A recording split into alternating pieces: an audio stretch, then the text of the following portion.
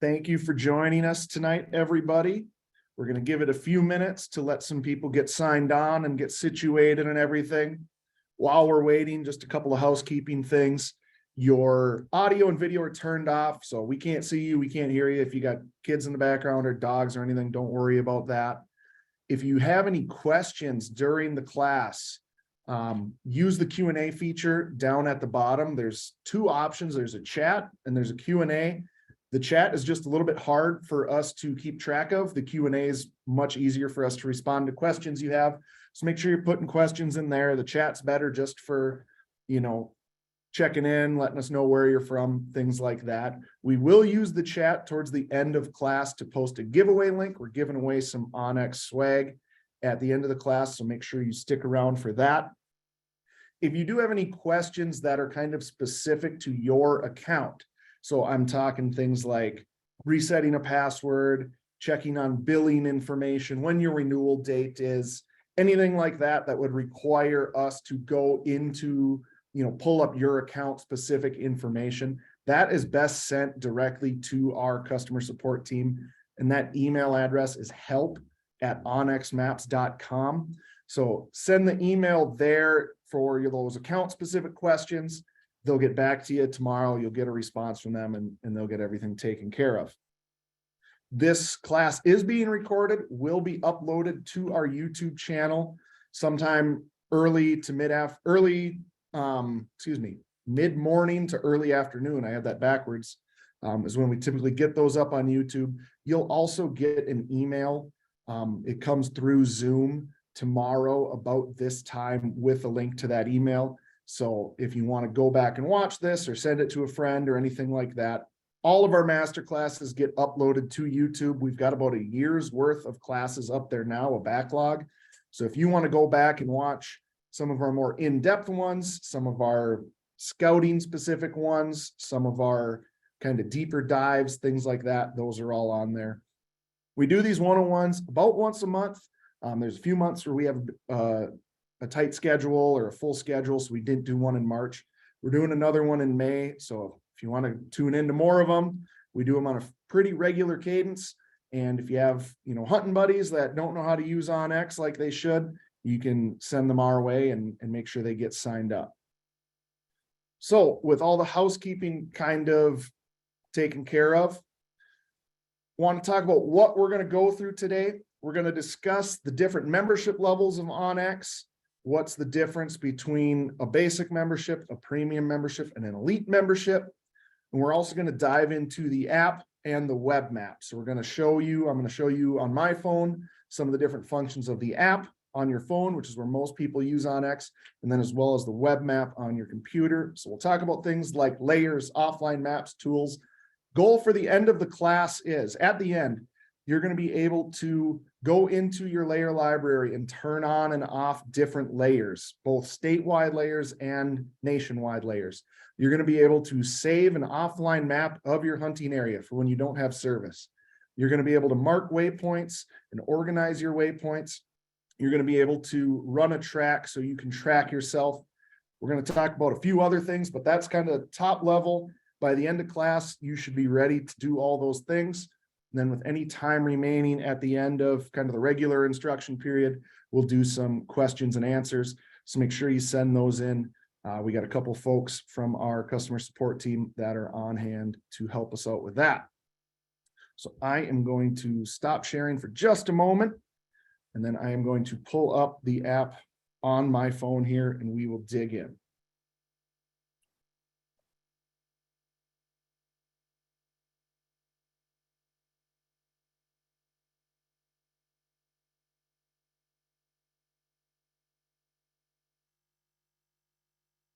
All right. So this is the onX map on my phone. So when you download the app and sign in, the first thing that should show up is a map. I'm going to zoom out a little bit. It's going to look something like this. This blue dot in the center is my location. That's where I'm sitting right now at the onX headquarters in Missoula, Montana. If you're not seeing a blue dot anywhere, if your map looks something maybe more like this, in the lower right-hand corner, I've got this little cursor here. I'm using an external mouse so that you can see what I'm tapping. I'm going to tap on this. This mouse is sensitive. I'm going to tap on this button in the lower right-hand corner that looks kind of like a crosshair. That's your location button.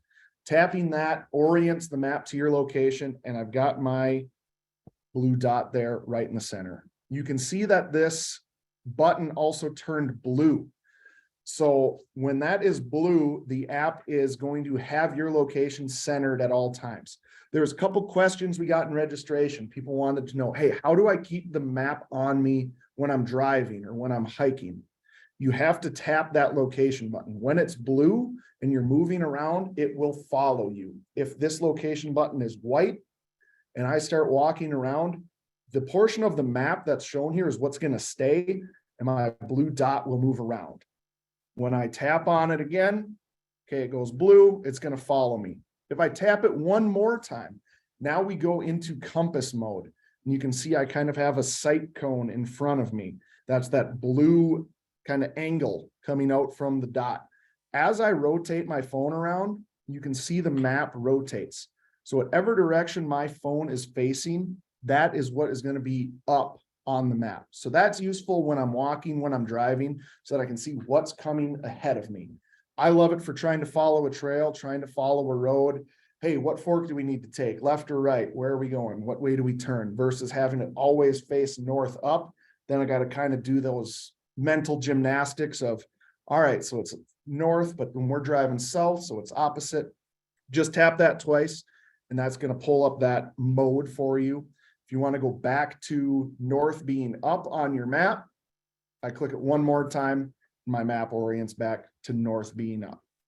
Okay, so that's the location button. That's how to turn on compass mode. Next, we're going to dive into layers. In the lower left-hand corner here, you see it says Hunt Map Layers. I'm going to click that. The top of your layers menu, I'm going to open this up, should show at least one state. If you have a basic membership, you may have no states listed here, because a basic membership is an unpaid membership. You don't really have access to any of the map layers that show land ownership and things like that.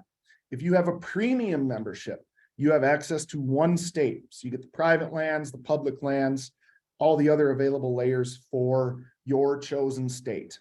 You can see I have 2 states here because this test account that I have has an elite membership. So I get access to all 50 states and Canada.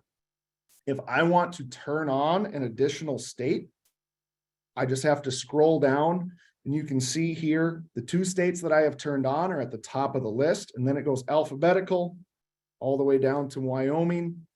If you want to turn on a state, I'm just going to tap on Wyoming there, and I scroll back up to the top. I can see it's turned on. Wyoming's available for me to see. So that's a question we often get was, hey, I bought the elite membership. I paid for all 50 states. I'm not seeing my layers in there. I'm not seeing the land ownership information. You may just have to go in and turn on that state that you want to see. It doesn't do it automatically for all 50 for you. So for right now, I'm just going to remove Wyoming to simplify things because I don't need it. And I'm going to go into Montana. So I just tapped on Montana there. And these 3 layers, private lands, government lands, and hunting lands, are turned on by default. I almost never turn these off. If I would want to, I just click this slider button here, and that turns it on and off.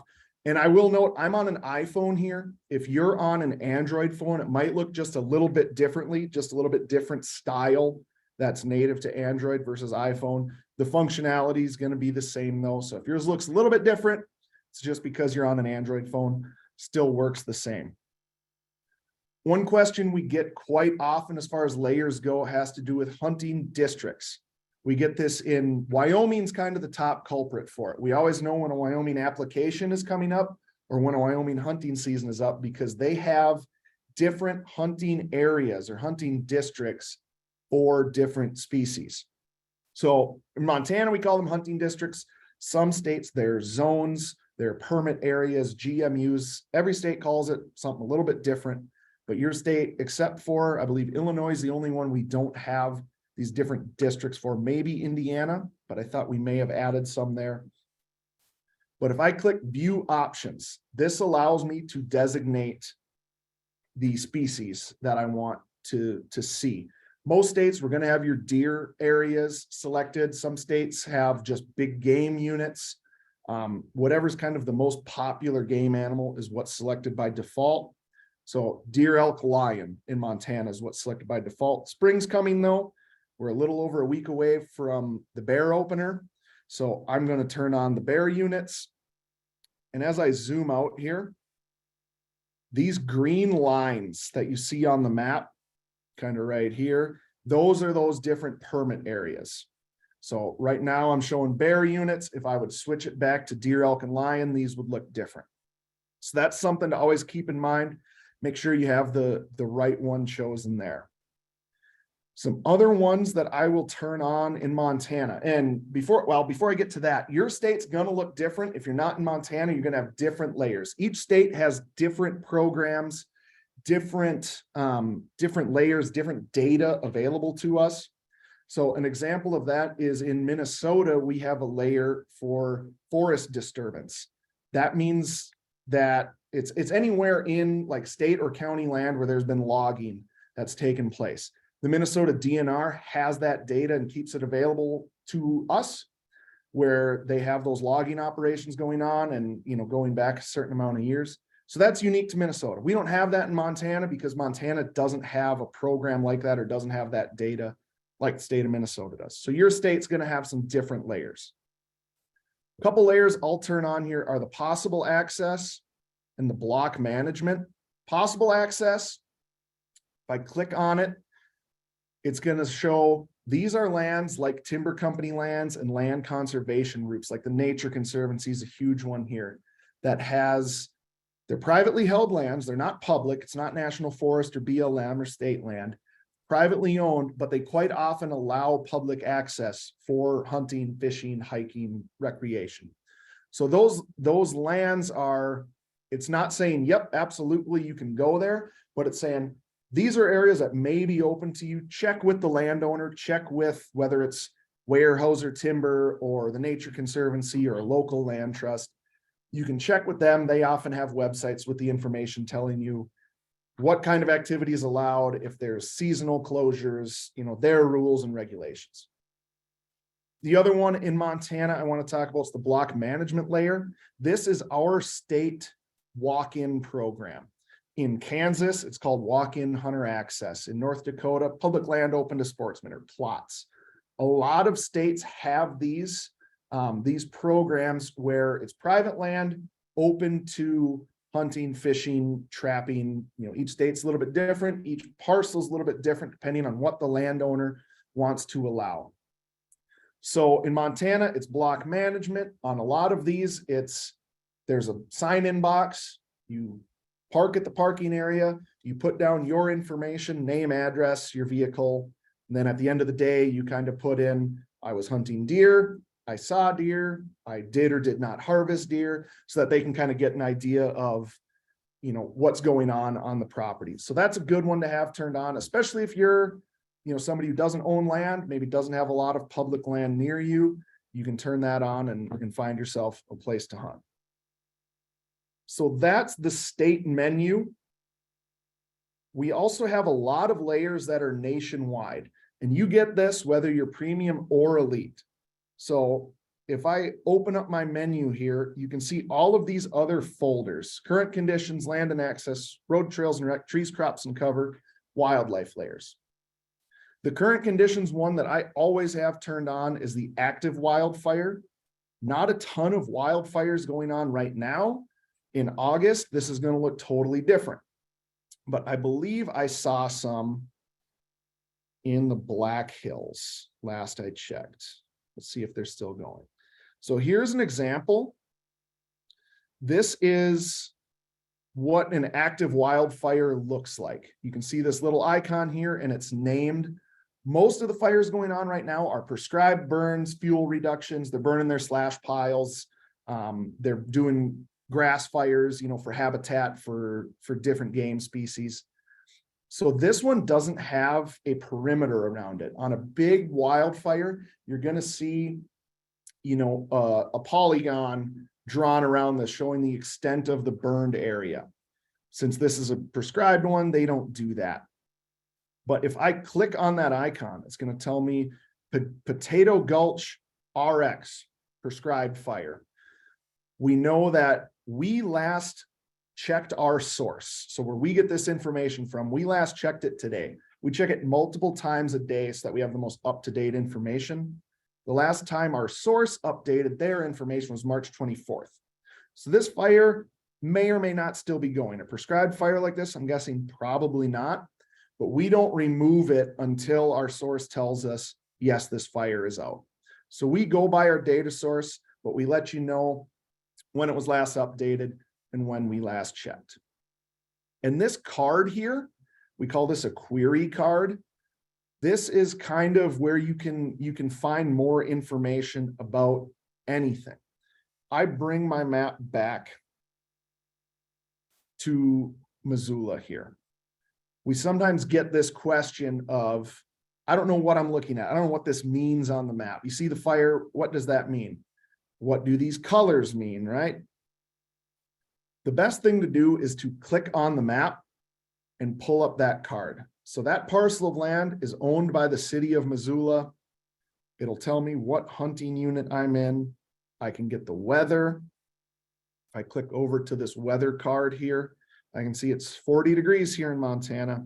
I can get sunrise, sunset dates. That's what I use this for the most when I'm hunting, for those legal hunting and shooting hours.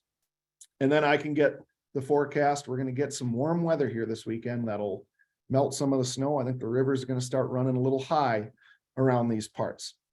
So you can get that for anywhere in the country. You just tap on the map. You can tap on it near your house to get a weather report, get the sunrise, sunset time. So that's querying the map. That's how you can find more information.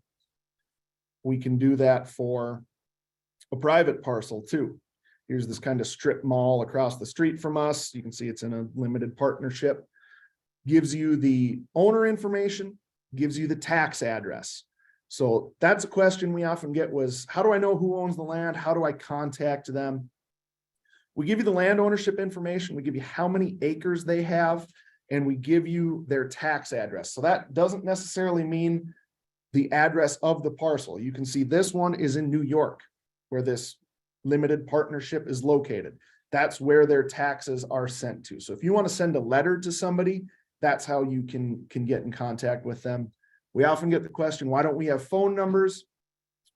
Largely, that's out of respect for the landowner. You can imagine a landowner that's got a bunch of elk or deer or pheasants on their property, how many phone calls they might get in a day, from people asking for permission. So that's why they're not in there right now, just, so the rancher is not getting a million phone calls a day and they're able to go about their daily business.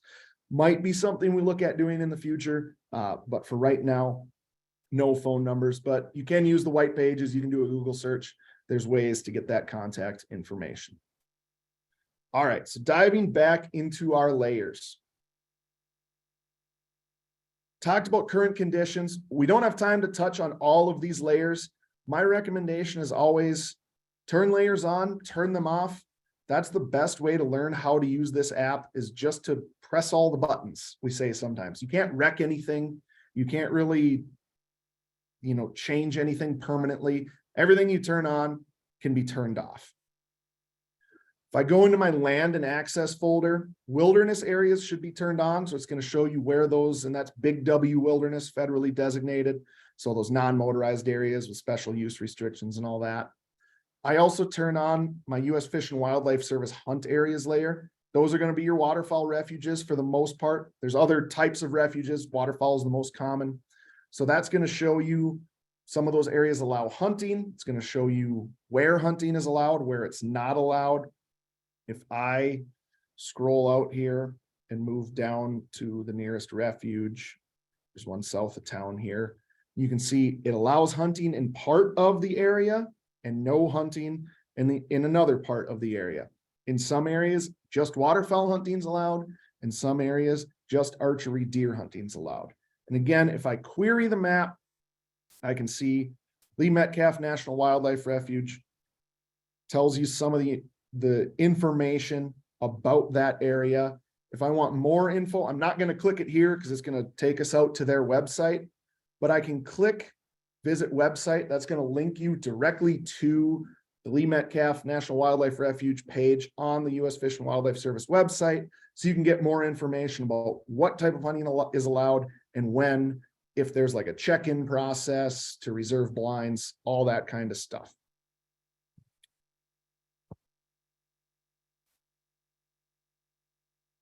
Other land and access ones I turn on: Rocky Mountain Elk Foundation, Pheasants Forever, Quail Forever. These are areas that show you where RMEF and Pheasants Forever, Quail Forever have done habitat projects where they've acquired land and made it publicly available for hunting. You might be surprised. It's kind of cool to see all of the land that those folks have done, you know, all the work they've done to open up land and improve it for you. So that's another good one. And those are areas that may not jump out to non-onX app users. So it may give you kind of a leg up, find that hidden gem that other people don't know about. You may have a good spot to yourself. Our next folder, roads, trails, and rec. Recreation sites and trails, you can see, are my two that are turned on by default. I also turn on trail slope, trail mileages, and motorized roads and trails. So I'll show you what this looks like. I'm going to get out of this.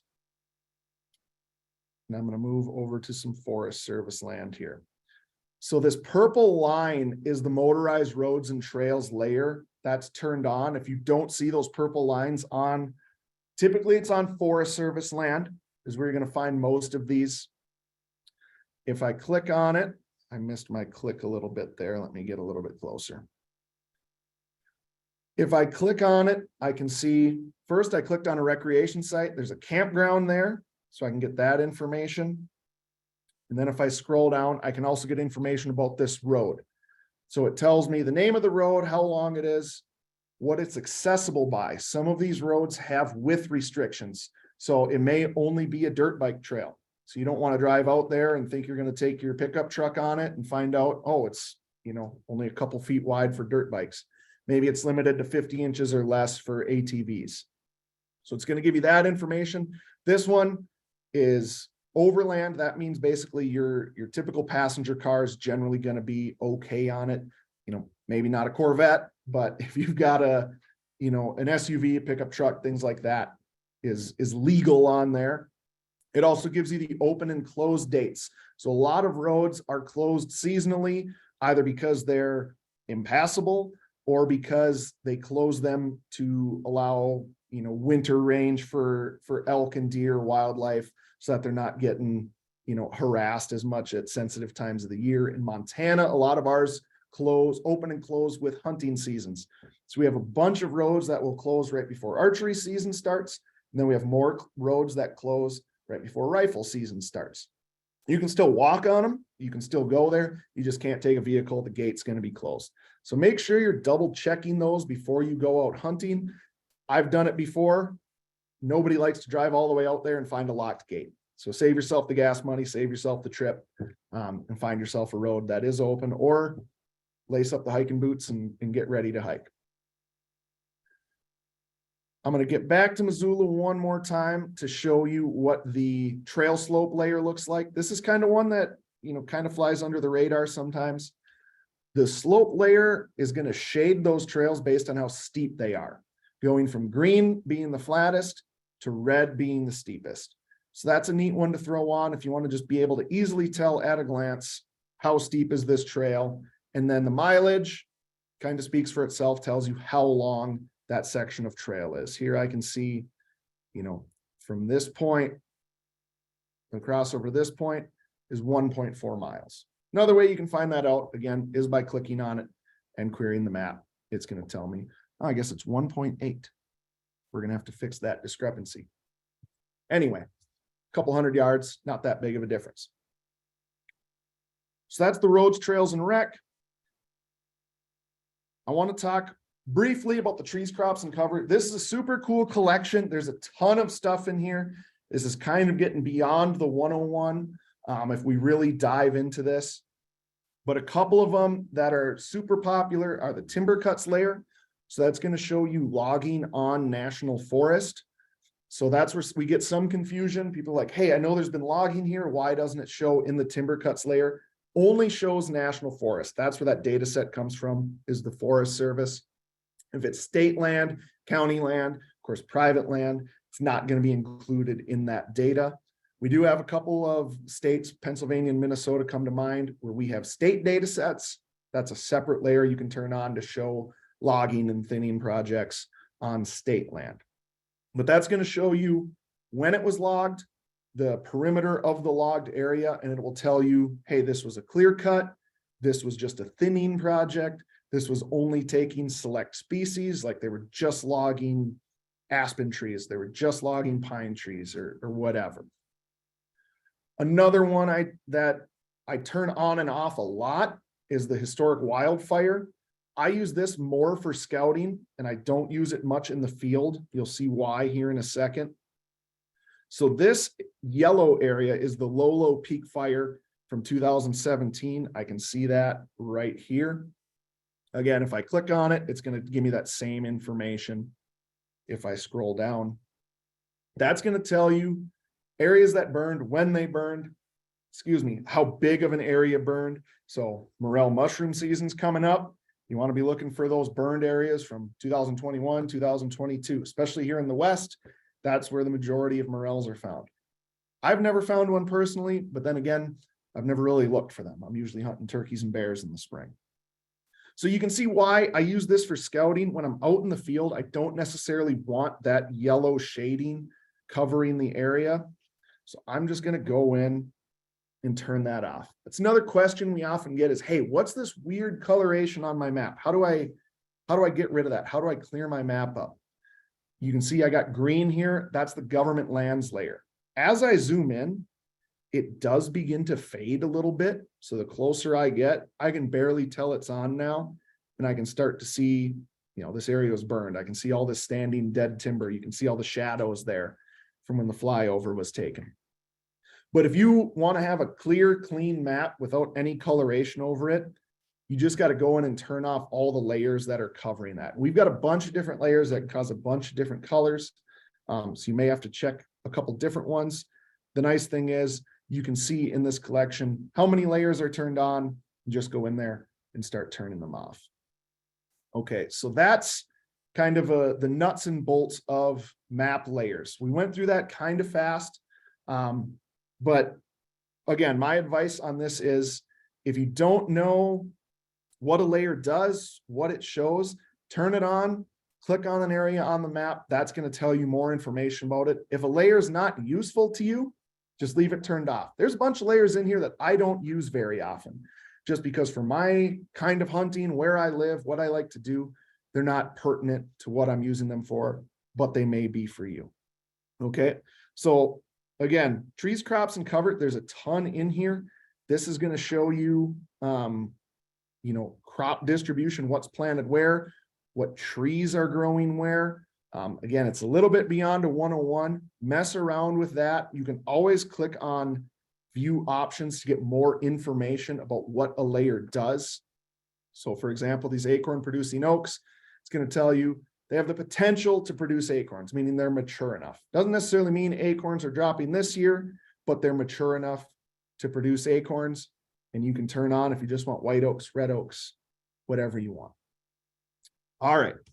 So moving on from layers, we're going to talk about what happens if I don't have service where I'm hunting. Okay. We get that question all the time. Like, Jack, this app is awesome. It's great, but I don't have service where I hunt. So what good does it do me? Well, there's a lot of places in Montana I don't have service in town.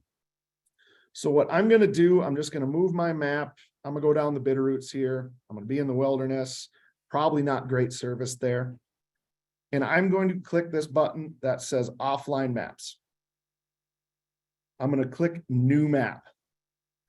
So this is an area that I can save for when I don't have service. I'm going to move away here just a little bit. I'll explain what that other box was here in a second. And now whatever's within this red box is going to be downloaded to my phone, and I'm going to have that when I don't have cell service. Your phone may look a little different. It might not say 5 miles wide, 10 miles wide, 150. Again, that's one of the differences right now between iOS and Android. Yours might say low, medium, and high resolution. Okay, still very similar process. I can choose if I want a smaller area, 5 miles wide, I can go 10 or I can go 150. I do the 10-mile wide maps 9 times out of 10. It gives me good imagery resolution still, and it gives me bigger coverage than the 5-mile map. The smaller the map, the better your imagery resolution, just because of the download size. You know, the 150 is the lowest, 5 is the highest. I still use the 10 because it's not that much of a change in resolution from the 5, and I get 4 times as much coverage. It's 100 square miles versus 25 square miles.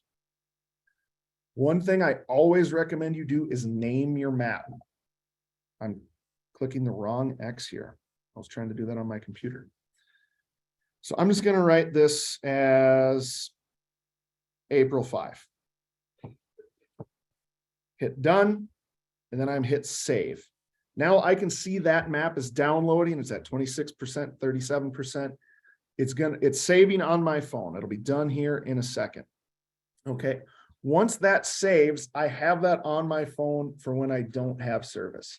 What I do when I go out hunting most of the time, and I either have spotty service or I have no service at all, is I put my phone into airplane mode.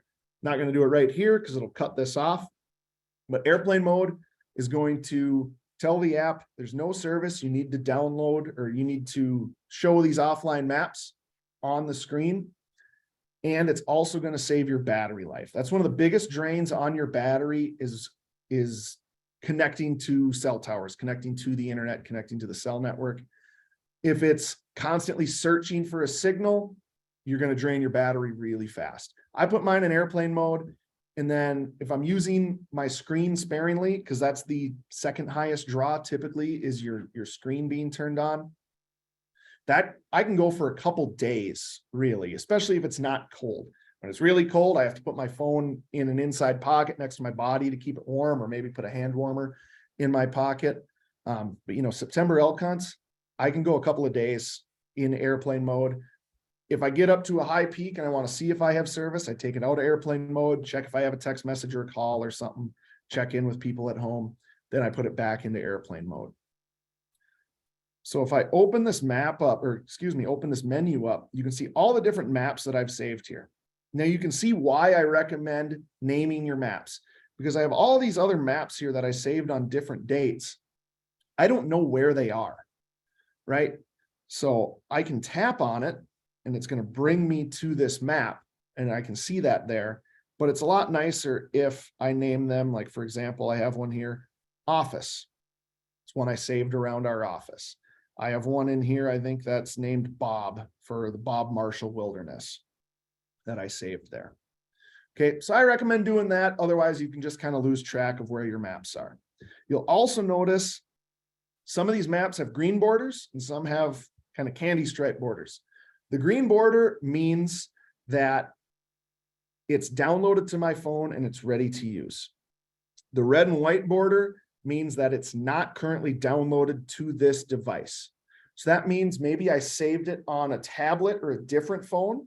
You know, while I was still logged into this account, I downloaded it on a tablet. So my account knows, hey, you downloaded this map somewhere else, but it's not on this device.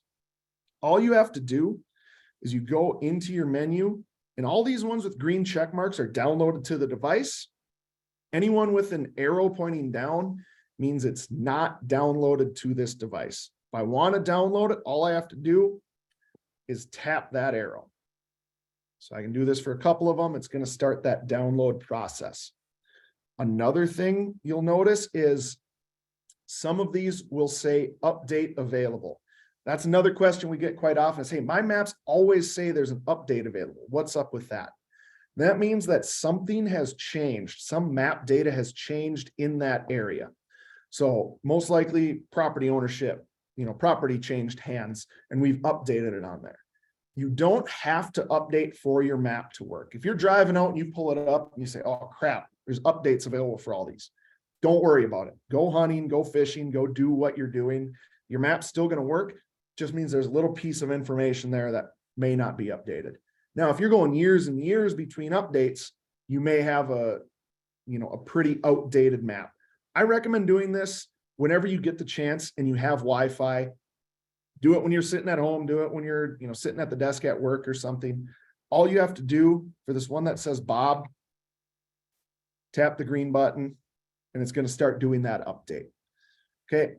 You don't have to do this every time it says it's available. Do it before you head out and you're going to be good. Some people's, it can get a little annoying, some people say, to always have that update available if you're a person like me who can't have any like notifications hanging out there that aren't red or anything like that.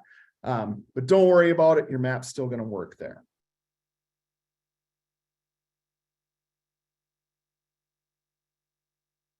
I think that's pretty much everything I wanted to cover for offline maps. You can always delete your maps if you don't need them anymore. So let's go down. Here's one I saved in August of last year. If I click on these three dots, that's where I can again download it, or I can delete it entirely. That will delete it from my account. It will delete it from all the devices, and it will no longer be available. So there it's gone. If I want to free up some space on my phone, or if I just know I'm not going back to that area, get rid of it, clean this menu up. So that's offline maps in a nutshell. Moving over to our tools. This button down here that looks like a Swiss Army knife. We have a bunch of different tools you can use to mark up your map. And that's kind of the term we use for anything that you place on the map as a marker is a markup. Most common are waypoints.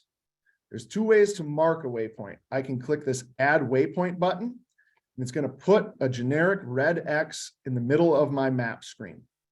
If I want it somewhere else, all I have to do is click where on the map I want to put it. I'd recommend being a little more zoomed in than this because I don't really know where I'm putting it. If I want to mark this trailhead, I can put it there. Again, I recommend naming your waypoints because you get the same problem as the maps. You don't know what they mean. I'm going to name this one Trailhead 1. I also recommend changing the icon. So instead of just using the X, we have all of these different icons in here, different species, different, pinch point, point of interest, even a Sasquatch in there. If you see Sasquatch, start marking him. We'll get him tracked down one day. Since this was a trailhead, I'm going to use this hiker icon. And then I'm also going to change the color. I color coordinate my waypoints depending on what they're for. I'm just going to mark this one as white. I can also make notes there. If it's let's say there's an elk wallow that I hunt year after year, I might put notes in there for each day I go there and say, hey, September 1st, 2023, nothing's been here yet. September 5th, 2023, nothing's been here. September 10th, fresh elk sign. And then you can kind of get a little bit of a journal going. So you can kind of tell, hey, this water hole's typically dry this time of year. This wallow doesn't get hit until this time of year. This buck starts rubbing or these rubs become active this time of year. Whatever you want to put in there. You can also take pictures and add them there. I do that for when I'm blood trailing. I'll take pictures of blood. I'll take pictures of rubs, scrapes, wallows, things like that. I'll take pictures of tree stands so that I can find them in the dark. Anything you want to put in there. I take pictures, when I kill a turkey this spring, hopefully, I'm going to take a picture of it, and then it's just kind of like a photo album for me. So I'm going to hit save. Then now you can see I have this icon here, Trailhead 1. I can see my information. The other way to mark a waypoint, if I go back into my tools menu, I can hit mark my location. So to show you what that looks like, I'm going to move the map back to where I am. And I am going to delete this waypoint because that was from the last class. Oops. Scrolled too far. So you can see my blue dot here. If I go down to tools and I hit mark my location, it automatically puts that marker on my location. So this is what I use when I'm out in the field. I park the truck, I mark my location. I get to a glassine point that I want to save for later, I mark my location. I'm blood trailing the deer, I mark my location where I shot from, I mark where I first found blood. I might mark every drop of blood I find along the way. Okay. I think it was Dan Staten who runs Elk Shape. If anybody's familiar with him, he's used the term waypoints are free. At least I think it was him who came up with it. If it was somebody else, I apologize. You have a limit on waypoints. I think it's a couple thousand right now. I've been using onX for like 6-7 years. I have not hit my limit yet. So don't think like, oh man, I got 50 waypoints. That's enough. Mark waypoints. You can always delete them later. And again, if I want to edit this, I can click on it. I can click edit, and it's the same process as before. I can change the color. I can change the icon, and I can save it. We got some questions on how to organize waypoints. I have over 1,000 waypoints on my personal account. What I do for organization is a couple of things. First is I color coordinate my waypoints. So on my personal account, all my grouse hunting spots or all my upland bird spots actually are yellow. My deer hunting spots are this kind of the standard reddish orange here. My elk hunting spots are brown. Bear is blue. That way I can look at a glance. These are all my bear spots. These are all my elk spots. And my waterfowl's green. So I can kind of just get it at a glance, tell what I'm looking at. There's no real right or wrong way to do it. I'd say the only wrong way is to do nothing and just mark red X's. I've gone through and did an audit, basically my waypoints, anything that was a red X and it just said, September 15th, 2019, red X, no other information. I have no idea, 3-4 years later, what I was marking. I delete them. Take the time when you're out in the field. It may sound tedious. Take the minute or two to type in spooked an elk, put the date, change the color of the icon so that when you go back 6 months later, a year later, oh yeah, this is where I bumped that group of cows. Oh yeah, this is where I flushed a pheasant. This is where I have, obviously your tree stands and stuff, your duck blinds, you're going to want to mark those and name those. You really kind of get out what you put into this. It's a really powerful tool if you put a little bit of time and effort in. If you just mark the red X's, it's still useful, just not quite as powerful as it can be. The other thing I do with my waypoints is I add them to folders. So if I click on my waypoint, I hit add to folder.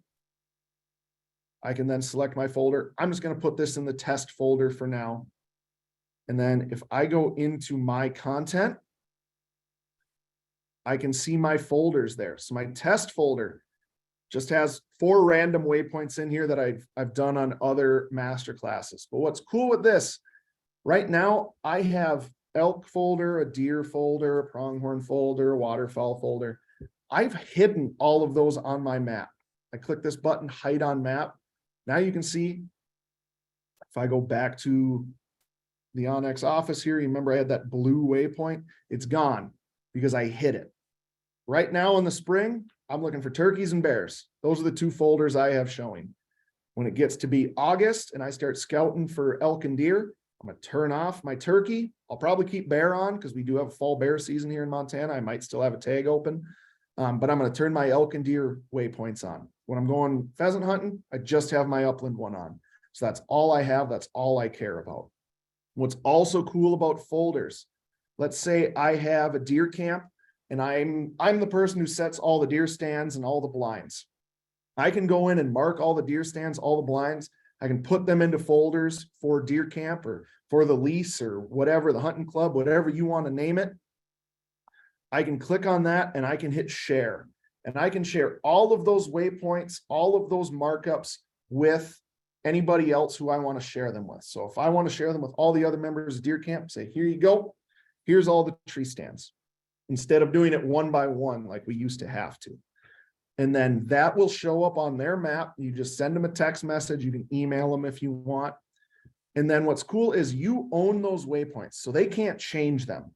They can't move things around. They can't send them to anybody else. You are kind of the master that's in control of those. You can control who has access. If you have somebody in your deer camp that no longer is part of the camp, you can revoke access. You can take it away from them. so that they're not able to see that information. Okay, so folders and colors. Those are two ways that I really organize markups. A couple other tools real quick.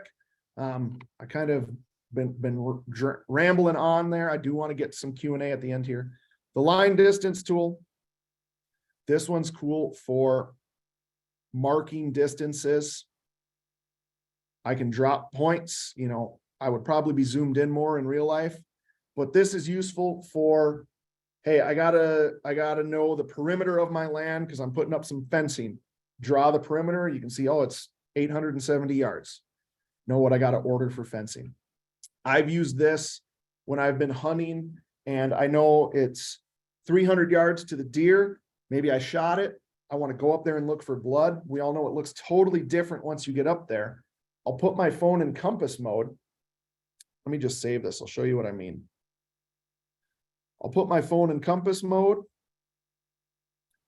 and I will go into my tools, drop a point on my location, and then I'm going to move out and say, all right, 611 yards. That's farther than I need, but if I was pointed where that deer is or was, I know somewhere along that line, I'm likely to find blood. We do have another feature that's going to make that a whole lot easier coming up later this spring, kind of a new compass rangefinder mode. That's kind of being worked on right now. But if you tune into our new features masterclass later this month, hopefully we'll be able to preview that for you. I'm going to cancel out of this. I'm going to go into the area shape tool, very similar. I can hit drop point, drop another point. I'm just going to draw a triangle here and I'm going to hit save. So this is where I can highlight an area. It's going to tell me if I click on it, the acreage and the perimeter. Classic use case for this is if I'm planting food plots, I can kind of highlight my food plot areas. I know how much seed I need to buy, how much fertilizer, because I know the acreage. And then I can color coordinate this as well. I can go into edit just like all my other waypoints. I can change the colors if I want. Some people do that. These are my brassica plots are all this color. This is clovers, all this color. This is winter wheat, whatever you're planting. You can color coordinate that way. All right, so that was a real fast run through tools. I do want to get to the tracker. This is one I'm not going to be able to demo in real time because I'm stationary. But this is how you're able to see where you've traveled. If I were to hit this start button, it's telling me nice, I've started a track. The time's going to start counting down. If I'm moving, it's going to show me the distance and how fast I'm going. And that's going to be average over the length of the track. So in addition to marking a waypoint where I park my truck, most of the time I'm hunting, especially if it's a new area, I start a track. That way I can have it running all day, or maybe I just run it until I get to my glassing point or my hunting area or my tree stand, and then I stop it. Then I'm going to have a breadcrumb trail. It's going to start out as like a turquoise dotted line that's going to show where you ought. You can always go back and change the color, change how thick the line is. You can rename it, just like all the waypoints, just like all the markups. I'm just going to stop this for now. It's not going to let me save it because I didn't go anywhere. Yours will have a save button that's lit up here. You're going to want to hit that. So that one is super helpful. For safety's sake, number one is what comes to my mind. So I can find my way back out in the dark. Let's say maybe I went through a whole area of blowdown I want to avoid. I know not to follow that track through that section and hook up with it later. It's also super useful for, I've done it for when I put my tree stands out, if I want to send a buddy in there, but I don't want them to walk right through a bedding area, or maybe there's a swamp or a wet area I want them to avoid. I can say, hey, here's the waypoint for the tree stand, and here's the track you need to use to walk in. Follow this track. I can put my phone in compass mode and follow it along so that they're not going through a bedding area and blowing the deer out, or they're not, getting their feet wet by going through a swamp or a wet area or something like that. So again, you can send those tracks to people just like you do with waypoints, things like that. All right, what I'm going to do, I'm going to stop sharing here. And then if my phone will let me, I always have trouble with this. Stop, there we go. And I'm going to pull up my web map on my computer. So give me one moment to get over to that.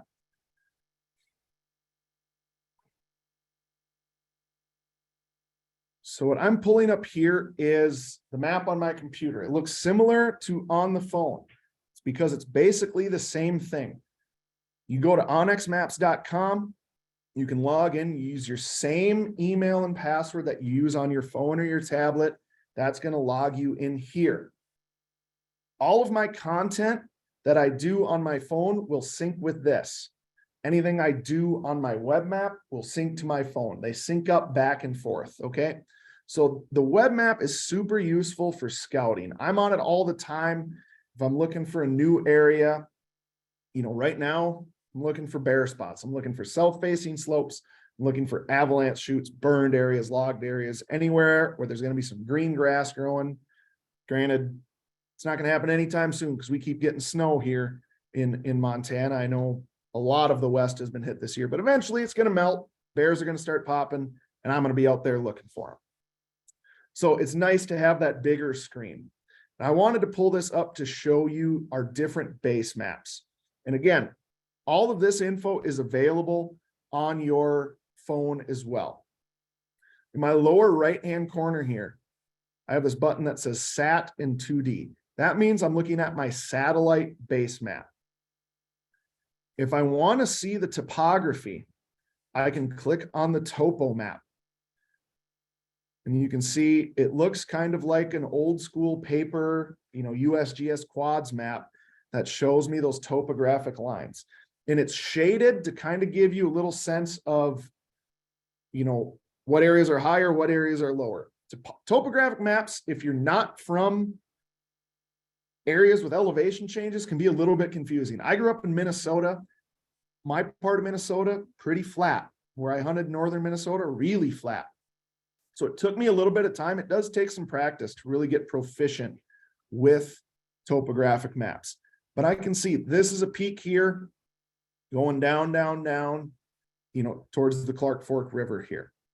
So this is nice. I mentioned bear hunting earlier. I'm looking for those south-facing slopes. So I might just scroll around and say, hey, this might be a good area. Here's a peak. Here's a nice ridge line. I might want to get up on this peak and glass this ridge line because it's facing south.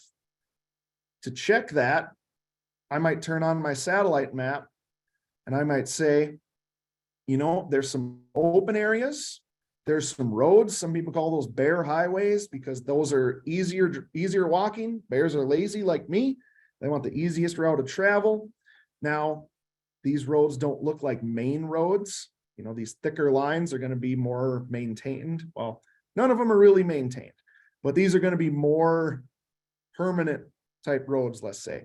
These are going to be roads that were built when they logged this area at one point. They may be overgrown, but those are good areas to look for bears. If I'm hiking, it's easier walking. What I use most of the time when I'm looking at my base map is this hybrid mode. So you can see I've got satellite, I've got topo. The hybrid is kind of a melding of both of them. Gives me the satellite imagery with the topographic lines. So I can get kind of everything in one snapshot here. So I'm able to see the elevation change. I'm able to see how steep it is. I'm able to kind of tell what's north facing, what's south facing. And I can also see the imagery so I can look for those open areas there. We do have a 3D map as well. I'm not going to spend a ton of time on it. We're kind of getting up on the hour here, but you can click on 3D. This is also available on your phone. And then I can kind of get a glance. I can get a look at, just how steep these areas are. Again, super cool if I'm looking for north-facing slopes for elk hunting, south-facing slopes for bear hunting. If I want to know, hey, do I actually want to climb this? Or is this a little too steep? So that's the 3D there, really briefly. Again, in the interest of time, we're going to move on, but play around with it. Last thing I want to talk about on the base map here is the search function. We get that question a lot. Hey, what if I have coordinates from a buddy's GPS, or what if I got them from some other system? Can I search for GPS coordinates? Yes, you can. So here's an example of one that I did before. You can copy and paste, you can type them in. Decimal format is the easiest, is the best. If you have it in UTM or DMS, there are converters online. Google them. There's a ton of free converters. Get it into decimal. I'm going to click on this, and it's going to bring me to this location. Let me do that one more time. And it's going to put this icon on that spot. So if I want to mark a waypoint, I can mark a waypoint there. Let's see, where did that even bring me? I got to be out in the plains somewhere. I'm in South Dakota. Look at that. So you can search for coordinates there. And again, you can do this on your phone. There's a magnifying glass in the upper right-hand corner. That's going to open up the search function. I can also search for a location, Yellowstone National Park, if I want. Just click on it. It's going to bring me there. You can search for mountain peaks, national parks, cities, counties, excuse me. You can search for all that. I can also search for landowners. So if I know, John Smith, I'm just going to type in a random name there. You can see I've got more than 10,000 results because there's a lot of John Smiths. So if you know their middle name or middle initial, type that in there. The more information you can give it, the better result you're going to get. You'll also notice all of these are, if I'm sitting in northwestern Wyoming here where Yellowstone is, it's showing me Idaho, Montana, Idaho, Montana. The map prioritizes search results that are closest to what you are viewing on the map. So if I'm looking for a John Smith that lives near Yellowstone, I'm in a pretty good spot. If I'm looking for John Smith that lives in North Carolina, I'm pretty far off. What you want to do is move your map to North Carolina. You can have it zoomed out, zoomed in, get as close as you can. If you know the general area where they live, zoom the map in on that, then do the search, and it's going to prioritize those results that are closest. And again, if I want to get taken to this gentleman's property, I can click on it. I don't have my Idaho layers turned on, so you're not going to see the property boundary, but it's going to bring me over there. So that's the search function. Another neat way to really zoom around the map really quickly. If you know exactly where you want to go, put in the coordinates, put in the landowner name. Good way to go there. All right. I felt like I went really fast through that, but we've been going for about an hour now. So to kind of wrap up, again, if you have a paid membership, you have either premium or elite, you've got one state with premium, you've got 50 states with elite. If you don't have paid membership, you either have a trial, which is basically like a premium membership. All right. That's going to get you information for one state for 7 days. If you don't have any of that, that means you had a trial or you had a paid membership and it expired, your basic. To view all of that information I just showed you, you're going to want to upgrade your membership. And we do have a discount code for those folks. I'm going to pull that up here in 1 second. So if you don't have a current membership, you can go to our website and save 30% off. That's kind of our thanks for you joining us tonight. Use the promo code app101. Again, that's only good on our website, onxmaps.com. If you try to do it through the Apple App Store or the Google Play Store, it's not going to work. They don't accept discounts like this. It has to be through our website. If you do have issues with that, give us a call or shoot us an email. Customer support team's happy to help you out. We don't want anybody to, spend too much money or more than they have to for that first year's membership there. We do have more master classes coming up. We have a new features class coming up in late April, as well as kind of a new format or a new series of master classes. We're starting some onX hunt debates. And our first one is going to be on the best bird dog breed. So I'm excited for this. So we're going to have bird dog trainers, bird hunters from around the country kind of come on and talk about the virtues of their favorite bird dog breed and why they think it's the best for their type of hunting. So we're going to do some different ones of those throughout the year. As we get into the summer, we're going to be doing some scouting specific classes, some species specific for whitetails. I think we're going to try to do an elk calling class, all kinds of different stuff. So you can check that out on our webpage at the website there, or Google onX Hunt Masterclasses.